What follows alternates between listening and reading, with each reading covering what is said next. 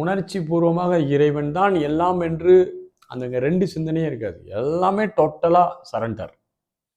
முழுமையான அர்ப்பணிப்பு, முழுமையான சரணாகதி நம்மிடம் இருந்ததுன்னா கண்டிப்பாக பக்தியினுடைய ஒரு உச்சபட்சமான அனுபவத்தை பெற முடியும். அவ்வளவு மகிழ்ச்சியா, அவ்வளவு ஆனந்தமா நமக்கு இருக்கும்.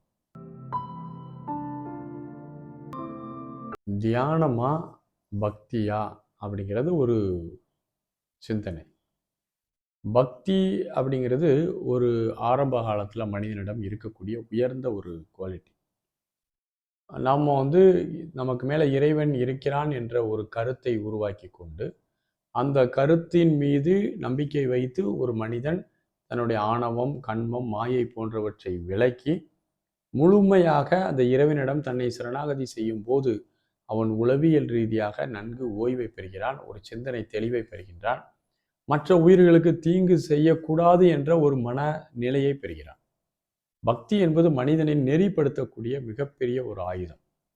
இன்னைக்கு மனிதர்கள் இறை சிந்தனை, பக்தி இல்லாத காரணத்தினால் தன்னுடைய விருப்பத்தின் பேரில் இந்த சமூகத்தில் நாம் எதெல்லாம் யோசிக்க மாட்டோமோ அந்த மாதிரியான நெகட்டிவான வேலைகளை செய்ய தொடங்குறாங்க. சிறு வயதிலிருந்தே ஒரு குழந்தைகள் எந்த மதத்தில் இருந்தாலும் இறை பக்தியோட வளருவது என்பது கண்டிப்பாக தேவை.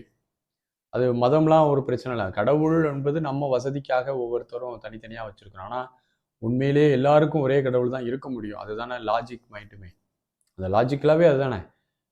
இயற்கையை பொறுத்தளவில் ஒரே சூரியன் தான் இருக்குது, ஒரே பூமி தான் இருக்குது. அப்போ நம்ம இது என்னுடைய பூமி, உன்னுடைய பூமின்னு நம்ம தான் பிரிச்சுக்கிடுறோம். அப்படிலாம் கிடையாது. இயற்கையை பொறுத்தளவு எல்லாம் சமமாக இருக்கிறது. அப்போ எப்படி கடவுளும் வேறுபட்டவராக இருக்க முடியும்? ஆண்மநேய ஒருமைப்பாடு என்று வள்ளலார் சொல்றது மாதிரி எல்லா ஆன்மாக்களுக்கும் கடவுள் ஒன்று. ஆனால் அவரவர்கள் விருப்பத்தின்படி, அவரவர்கள் மொழியில், அவரவர்கள் பிடித்த உருவத்தில், அவரவர்கள் பிடித்த தத்துவத்தின் அடிப்படையில் ஃபாலோ பண்ணுறோம். அப்போ பக்தி என்பது இந்த சமுதாயத்தை ஓரளவு நெறிப்படுத்தக்கூடியது. எல்லா மதத்திலையும் இருக்கக்கூடிய நபர்களுக்கு இறை பக்தி இருக்கணும். பக்தி என்பது அறிவுக்கு அடிமையாவது தான் பக்தி என்று சொல்லுவாங்க.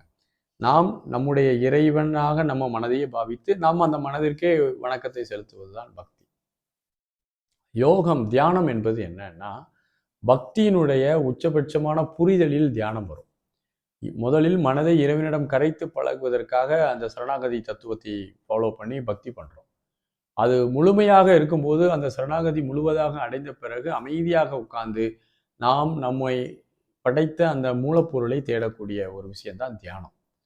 ஞானம், பக்தி, தியானம், சக்தி எல்லாம் ஒன்றா சேர்ந்து வச்சுன்னா மனிதனுக்கு வாழ்க்கையில் நல்ல ஒரு பாசிட்டிவான ஒரு சூழ்நிலை வரும்.